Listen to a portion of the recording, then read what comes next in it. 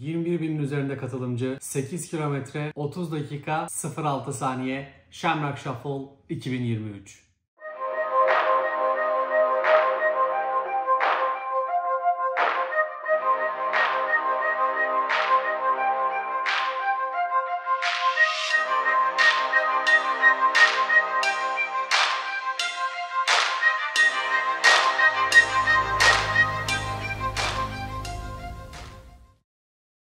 Shamrock Shuffle 2023 benim ilk 8 kilometrelik yarışımdı. O yüzden bu yarışta PB yapmam zaten garantiydi. Yani benim 8K rekorum gelecekti. O yüzden böyle bir rahatlık vardı içimde. Yarışın olduğu gün hava gerçekten çok güzeldi. Tam bir yarış havası diyebilirim. Hava yaklaşık 10 derece, hiç rüzgarsız ve güneşli açık bir hava vardı. Yarış için tüm şartlar uygundu diyebilirim. Ben yarış alanına birazcık erken gittim. Çünkü hem oradaki bölgeleri biraz kaydetmek istiyordum hem de buradaki ilk büyük yarışım, 21 bin kişinin üzerinde bir katılımcı vardı. O yüzden birazcık erken gitmeyi tercih ettim. Ulaşım çok kolaydı. Metroya bindim. Evim zaten metroya çok yakın. Metro ile yaklaşık 15-20 dakika içerisinde yarış alanında oldum. Açıkçası bu yarışta birazcık galiba az ısındım. Çünkü yarış alanına gittiğimde bir taraftan çekim yapmaya çalışıyorum ve daha önce böyle bir tecrübem yok. Daha önce yarış tecrübelerim var evet, ama çekim yaptığım bir yarış daha önce hiç olmadı. O yüzden önce eşyalarımı bıraktım. Daha sonra ısınmaya başladım. Isınma sırasında fark ettim ki cep telefonum, bu arada bir tight giymiştim. O tight'ın arkasında cep telefonu koymak için bir yer vardı. Ve tight'ın arkasına o cep telefonunu koydum. Fakat ısınma süresinde fark ettim ki o cep telefonunun sallanması beni bayağı bir rahatsız edecek ve bu 8 kilometre uzunluğunda bir yarış. Daha önce hiç tecrübe etmediğim bir mesafe. Yani 5 kilometre, 10 kilometre veya 21 veya 21'in üzerinde maraton mesafesinin üzerinde mesafeler de koştum ama 8 kilometre benim için biraz bilinmezdi. O yüzden ısınmaya birazcık ara verip tekrar geriye paketimi, çantamı bıraktığım alana geri gittim ve telefonumu bırakmak istedim.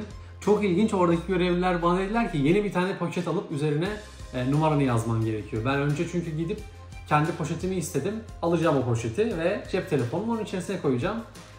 Bilmiyorum neden izin vermediler buna ve yeni bir şey istediler. Hiç bilmiyorum, sorgulamadım da çünkü çok fazla vaktim yoktu açıkçası. Çünkü bütün herkes sıraya geçmişti ve ben hala ısınmaya çalışıyordum. Kısa bir yarış olduğu için ısınma gerçekten çok önemli. Ben kendime burada bir not alacağım. Daha önceden de zaten bunu kendim değerlendirme yapmıştım. Maalesef bence bu yarışa çok iyi ısınamadım yarış öncesine. Daha iyi ısınarak başlayabilirdim. Ki zaten bu da etkilerini yarışın ilk 2 kilometresinde göstermeye başladı. İlk 2 kilometre hızlı bir başlayan bir yarış olduğu için nabzım hemen yükseldi ve bu nabız, yüksek nabızla başlayan koşulara, böyle tempolu koşulara çok alışkın değilim. Nabzım yükseldi yarış başlar başlamaz ve kafamda şunları sormaya başladım. Acaba bu yarışı bitirebilecek miyim bu nabızda? Çünkü daha 6 kilometre var önümde ve hızlanmam gerekiyor. İlk 2 kilometre diğer kilometrelere göre nispeten biraz daha yavaş bir stratejim vardı. Yani 4-4.05 arasındaydı ilk 2 kilometre. Sonrasında 3.50-3.45'lere kadar inen, hızlanan bir stratejim vardı. İlk 1. kilometrede bu arada Chicago'da yollar böyle 2 katlı yollar var downtown'da. Yani bir normal yol var, bir de onun altından devam eden, ona paralel olan yollar var. Bu yarışta paralel giden yollardan devam ediyordu.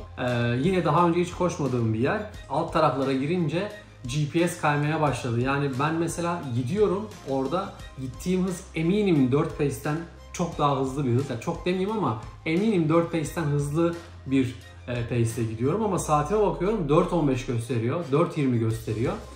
Bu da tabii ister istemez birazcık beni strese sokmaya başladı açıkçası.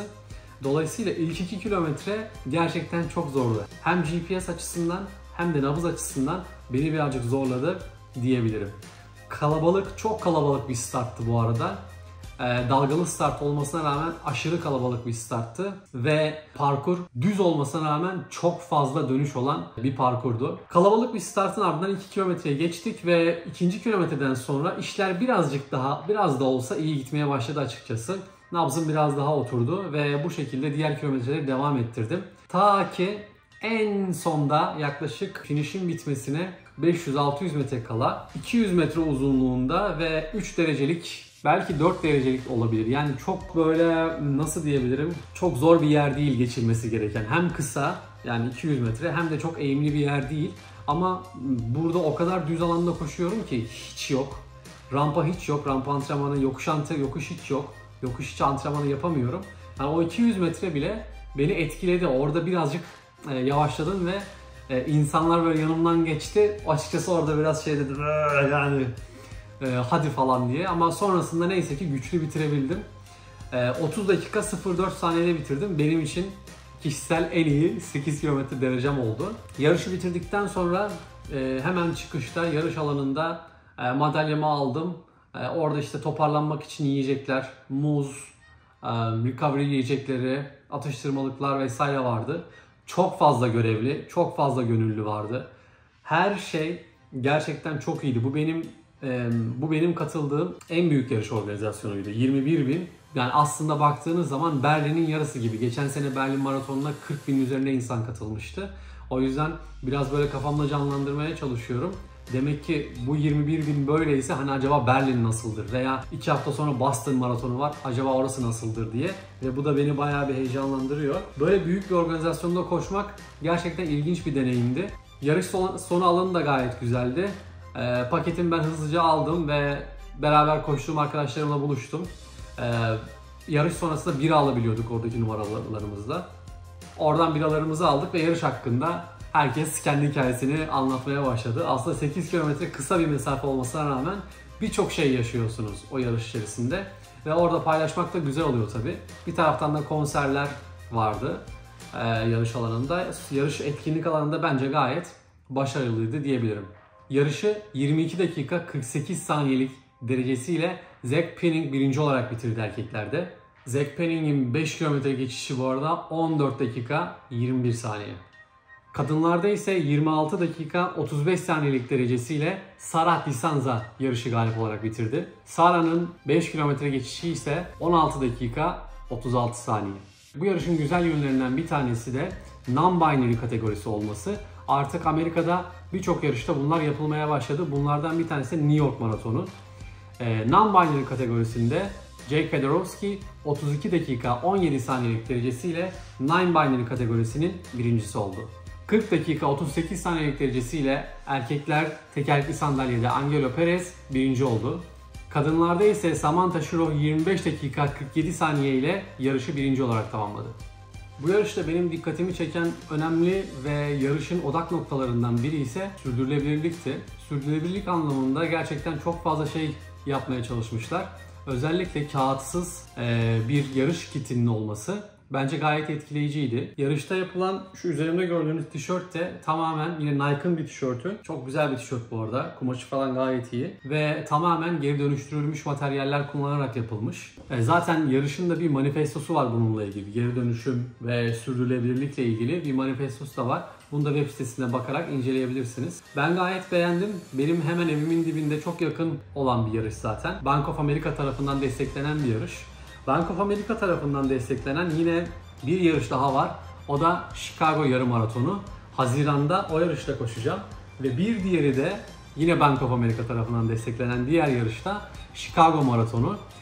Burada bir de şöyle bir şey var. Eğer bu 3 yarışı aynı sene içerisinde bu 3 yarışı koşarsanız bir sonraki sene için size Chicago Maratonu'na garanti giriş ve hakkı sunuyor organizasyon. Bu da bence gayet güzel ve teşvik edici ve bence çok da mantıklı. Çünkü sezon planlaması için de bence çok mantıklı. Senenin başında kısa bir yarış, 8 kilometre, her zaman koşabileceğiniz bir yarış. Yılın tam ortasında Haziran'da bir yarım maraton, ki bu sene benim hedef yarışım olacak Haziran'da. Bayağı bir heyecanlıyım burada yarışı koşmak için de. Ve sene sonuna doğru da Chicago Maratonu. Bence böyle bir yılı çok güzel planlamış bir şekilde yapabilirim diye düşünüyorum. Bu sene maalesef Chicago Maratonu'na kaydolamadım. Tarihi kaçırdım açıkçası. Geçen videoda da bahsetmiştim. O kadar çok böyle koşturmacanın içerisindeyim ki benim için bazen böyle çok önemli olan şeyleri bile kaçırabiliyorum. Chicago Maratonu da bunun için bunlardan bir tanesiydi. Umarım seneye koşarım, kaydolurum diye düşünüyorum. 2 hafta sonra önümüzde Boston Maratonu var. Ben de Boston Maratonu'na gideceğim. Ve arkadaşlarım da oraya gelecek. Türkiye'den gelecek olan arkadaşlarım da var. Umarım bu video faydalı olmuştur. Bir sonraki videoya da kendinize iyi bakın.